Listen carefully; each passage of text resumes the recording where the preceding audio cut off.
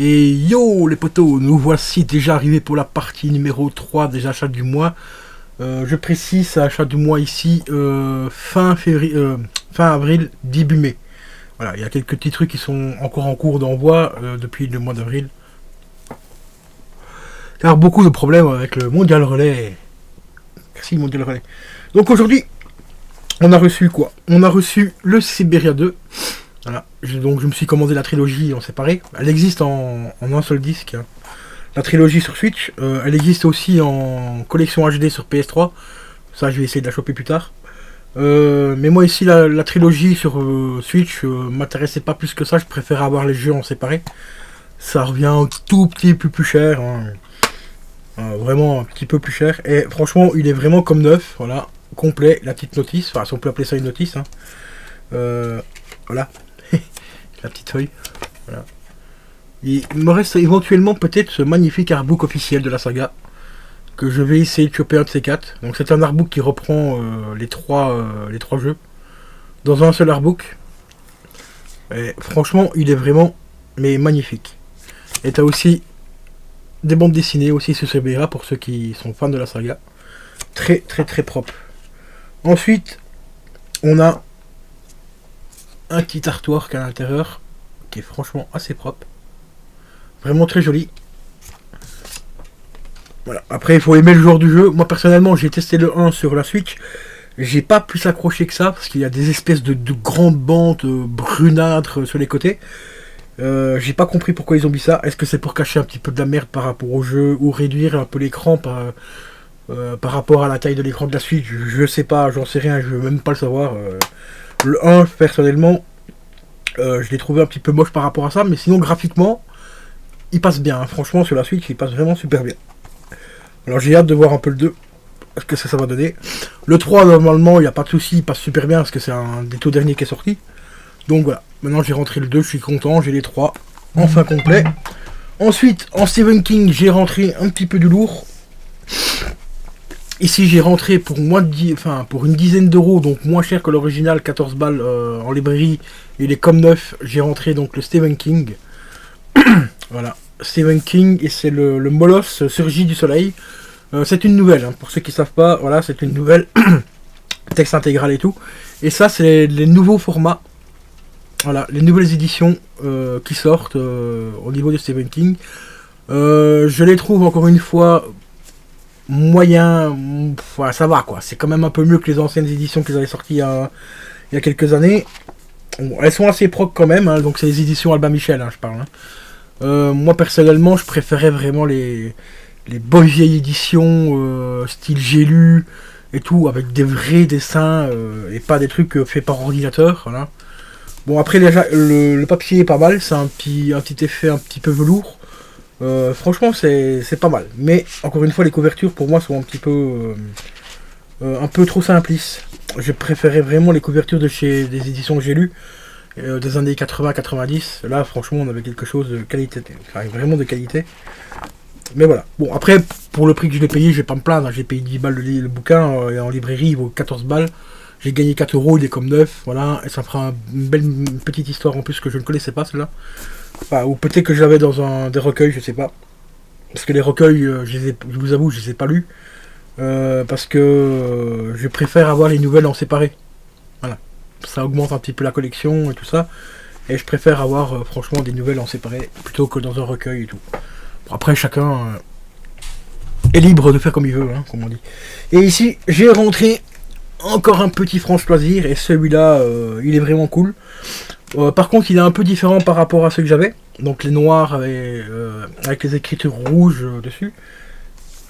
Mais ça fait partie de la collection France Loisir encore une fois. Voilà, hop, on le met comme ça dans le bon sens. Voilà.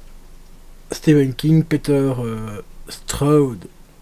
Donc c'est le talisman des territoires, tout simplement, que je possède en édition complète, en livre de poche.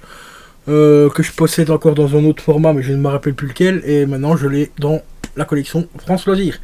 Et ça fait vraiment super plaisir parce que là normalement Je les possède enfin tous. Il a fallu le temps, mais je dois les avoir tous.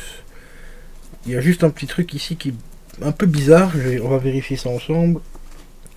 Parce qu'il me semble qu'il y a une petite page qui a morflé un petit peu. Je sais pas exactement où elle est.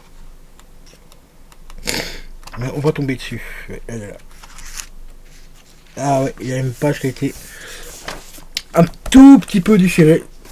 Bah, pour encore une fois, pour moi de 10 euros. Voilà, elle est juste là. Bon, bah, celle-là, je vais essayer de la réparer.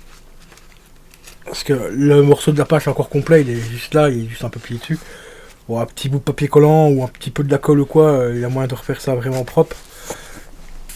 Donc, ça, c'est pas encore un gros souci. Pour le prix que je l'ai payé et pour la date, enfin, pour le nombre d'années que le livre a déjà, ça va quand même, on va pas se plaindre, parce qu'il date quand même celui-là de... Il date de... On va trouver la date, 84. Donc ça va, franchement on va pas chipoter pour un petit morceau de page qui est un peu déchiré. Bon, ça fait un peu chier quand même, mais bon, voilà. Ça reste quand même très très léger par rapport aux années qu'il a, hein. 84, voilà quoi. Hein, il est plus tout jeune, monsieur. Il est plus tout jeune, hein. Donc voilà. Et ben voilà les amis, concernant les quelques petites rentrées, donc il me reste encore quelques petites choses à vous présenter. Ouais, j'ai encore un petit jeu PS4 à vous présenter, un jeu PS2 aussi à vous présenter, ça c'est rentré. Il y a un petit accessoire audio à vous présenter, ben ça c'est un truc vite fait, donc ça ira. Ça pourra aller assez vite. Normalement il y a encore un autre vinyle que je vais vous présenter, mais la personne n'a toujours pas confirmé la vente. Pour ceux qui m'ont suivi en live de ces jours-ci, ben donc de ce matin, enfin de hier soir, donc on est sommes le 5 aujourd'hui, le 5 mai, et ben j'ai toujours pas de nouvelles. Et il y a encore un petit collector aussi PS3 que je me suis rentré parce que ça fait un bail que je le voulais.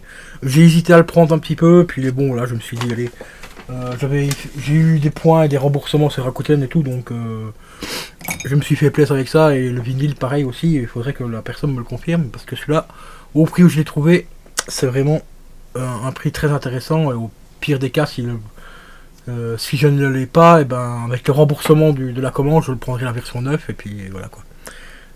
Enfin, là il est comme 9, hein, encore sous blister, mais la version vraiment officiellement 9 coûte 60 balles. Là je l'avais trouvé à 35 et bon, ça fait un peu chier, mais bon voilà, on n'a pas trop le choix. Si la commande est vraiment pas confirmée d'ici le 9, donc il reste 4 jours, et ben je serai obligé de repasser par celui-là pour l'avoir, parce que ça me revient moins cher de le prendre sur Rakuten que sur par exemple Amazon où il est vendu à 84 euros. Merci Amazon. Hein, Amazon c'est le site le moins cher, hein. Oui, 84 balles. Prix officiel du vinyle 9 c'est 60 euros. Hein. Voilà, je vous dis ça, je vous dis rien, mais bon, voilà. C'est un secret. Hein. Passez pas par Rakuten c'est des voleurs. Hein. 60 euros le vinyle, allez chercher sur Amazon. 60 balles, 85 euros. Bon, allez, je vous laisse. Salut, à tout de suite. Et voilà les amis. Voilà, nous voilà donc pour la suite des achats du mois. Donc je vous rappelle que c'est fin avril, début mai pour ces achats, partie numéro 3. C'est pour ça que je l'ai inclus en partie numéro 3 parce qu'il y a plus des achats du mois d'avril que du mois de mai dedans. Donc ici, j'ai rentré aujourd'hui, donc le 10 du 5 2021, ce magnifique jeu Dishonored. Dishonored 2 en Steelbook édition. Il était fourni complet, c'est-à-dire que ici j'avais le jeu dans la boîte PS4 d'origine et en plus le Steelbook. Bon, ici j'ai tout remis dans le Steelbook parce que moi j'ai besoin justement d'une boîte de PS4 vide. En plus, ça tombe vraiment pile poil. Donc j'ai remis la jaquette voilà, derrière ici de Dishonored 2 de la PS4. Donc jaquette d'origine, voilà, elle est là. Plus le petit code de DLC qui était fourni avec, je le laisse dedans. Et la petite notice qui fait 2 pages. Derrière, il y a un artwork. Derrière le Steelbook, on retrouve donc la fille. Voilà, d'un côté on retrouve donc le personnage ici, donc la femme ici. Je sais plus son nom, hein. Rappelez-moi dans les commentaires le nom parce que j'ai oublié le nom, enfin bref. Et là on retrouve donc l'homme. Voilà. Mais moi personnellement je préfère l'artwork qui est justement dans la jaquette de la PS2. De la PS2. C'est Dishonored 2 mais dans du boîtier de la PS4, vous allez voir. Je vais vous montrer l'autre un peu, enfin au complet, ça sera beaucoup mieux. Moi je trouve que cet artwork là est beaucoup plus joli. Voilà. Elle est sur son trône, lui il est à côté et tout. C'est franchement une grosse tuerie. J'essaie de cacher un peu parce qu'avec avec les reflets du... Voilà, on va vous montrer comme ça. Voilà. Franchement cet artwork là je le trouve beaucoup plus beau que tout simplement celui-là. Que celui du Steelbook. J'ai pensé essayer d'enlever le plastique du Steelbook et y intégrer celui de la PS4 dedans et remettre celui-là par-dessus. Enfin, celui-là par en dessous et l'autre par-dessus. Mais c'est très compliqué à enlever. D'ailleurs, en plus, la personne qui l'avait acheté, qui a eu le Steelbook avant moi, je pense que c'est ce qu'il a tenté de faire aussi parce que ici, j'ai dû redresser un petit peu tout ça ici parce que c'était tout déplié et tout. Donc, à mon avis, je pense qu'il a eu la même idée que moi et qu'il a laissé tomber parce que ça, apparemment, c'est assez compliqué à démonter. Donc, voilà. L'artwork à l'intérieur du Steelbook, moi je le trouve pas si beau que ça. Enfin, il est bien parce que ça représentait deux persos, une petite partie du décor où on va jouer, mais je trouve que normalement ça c'est la... Donc devant on retrouve l'artwork de la boîte PS4, hein, comme vous voyez. Donc on retrouve cet artwork là, voilà, celui-là, on le retrouve ici devant. Donc ça aurait été cool d'avoir une continuité à l'intérieur, quoi. Bon, ça aurait peut-être fait un peu doublon, mais je trouve que celui-ci, ce visuel-là est quand même vachement plus beau que celui-ci, qui est un peu simpliste à mon goût. Voilà, donc, mais je garde quand même la pochette d'origine donc du jeu, que je mets ici en dessous, hop, comme ceci, et par-dessus, je remets la notice, le petit code. Bon, le code, il est déjà utilisé, hein, parce que le jeu est sorti en 2016, et le code était valable jusqu'en 2011, jusqu'en 2018, pardon. Donc, voilà. Une fois que tout est fermé, voilà, on voit plus rien, tac tac, tout est propre, et en même temps je récupère une petite boîte de PS4, c'est toujours utile, oui si j'en ai besoin d'une en plus, je te mets au défi pour savoir quel jeu, hein, qui va aller dedans, commence par un D, hein, il finit par Heart, voilà, donc c'est celui-là qui va aller dedans parce que j'ai pété la boîte, voilà, tellement que c'est un bon jeu, Dirt, oh merde j'ai dit non, oh, j'ai dit le nom censuré du jeu, bah, j'ai pas dit le numéro.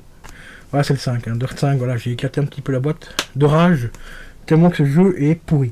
Donc du coup, ben, ici, ça fait plaisir d'avoir le Steelbook avec le jeu à part. Comme ça, je vais pouvoir récupérer une petite boîte de PS4 pour le mettre dedans. Voilà les potos, concernant donc les rentrées achats du mois. Je vais sortir la vidéo telle quelle, mais parce qu'il y a encore beaucoup de choses qui devaient rentrer et que je n'aurai pas au final à temps. Donc je ferai une vidéo dédiée achat du mois de mai, avec les quelques petits objets que j'ai achetés pour Caro et Juju, pour ceux qui ont vu la petite intro. Donc là il restera encore normalement un jeu PS2 qui doit arriver, il y a également un jeu PS3 qui doit rentrer, et il y aura peut-être éventuellement une pop, hein, la fameuse pop, bon tu le sais, donc je vais te le dire, la pop Linkin Park qui devait normalement déjà arriver au mois d'avril mais qui a été reportée au mois de mai. Bon, peut-être qu'elle arrivera au mois de mai, avec, on ne sait jamais, un coup de bol. Poppy the Box, hein, si tu regardes cette vidéo-là, n'oublie pas que j'ai fait une précommande depuis le mois de février. Hein. Donc il serait quand même temps que vous honorez vos commandes. Enfin, vos précommandes, ce serait gentil. Parce que tout le monde peut dire Poppy the Box est beaucoup mieux que Xavi au niveau des précommandes. Tu regardes la gueule du site, c'est exactement un copier-coller de Xavi. Donc à mon avis, ils doivent travailler avec Xavi. Et au niveau des précommandes, je vous confirme, ils travaillent avec Xavi, hein, parce qu'au niveau de la lenteur, c'est une catastrophe. Donc voilà les potos concernant les achats du mois. J'espère que cette vidéo t'aura plu. N'hésite pas à la liker, à la commenter, hein, pour le référencement, et à t'abonner si la chaîne te plaît. Voilà, sur ce, je te dis à la prochaine. Allez, ciao.